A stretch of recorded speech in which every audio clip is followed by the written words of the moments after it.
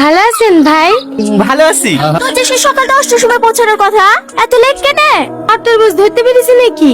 চ চ ঘরে চ।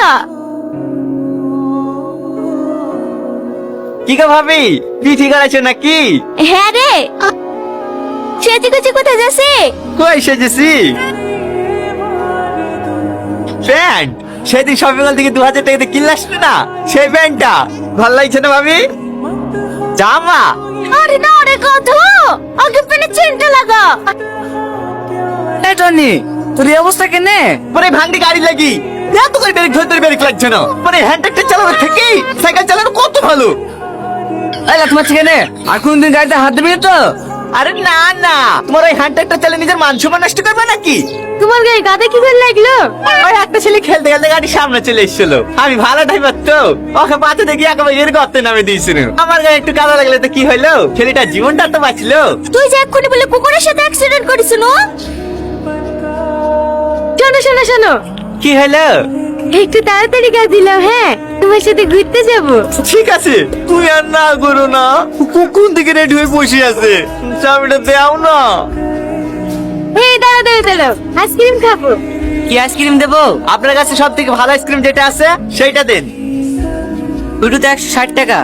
160 টাকা? তুমি তো বললে সব থেকে ভালো আইসক্রিম দিতে, আর তো 5 টাকা দাম বেড়েছিল। ঠিক আছে, তোমার কাছে 50টা টাকা হবে? আচ্ছা ঠিক আছে, আমি দিচ্ছি। আরে আবার তুমি কেন, আমার কাছে আছে তো।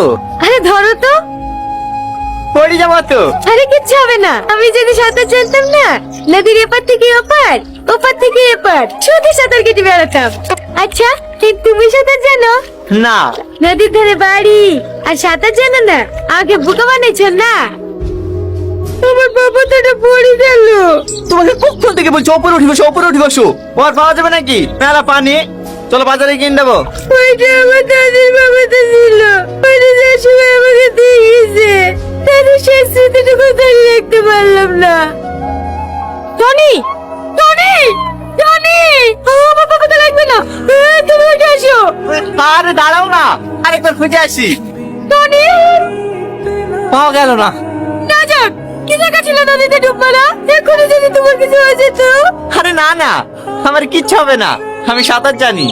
যতই সাঁতার জানো, আমার তো ভয় লাগছিল।